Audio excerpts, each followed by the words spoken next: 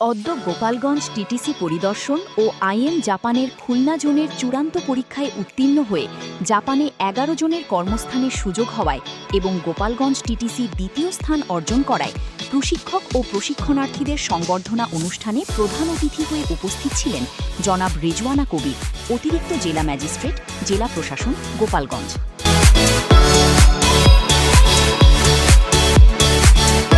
এ সময় তিনি গোপালগঞ্জ টিটিসিতে বিভিন্ন ট্রেডে চলমান স্কিল ট্রেনিং পরিদর্শন করেন।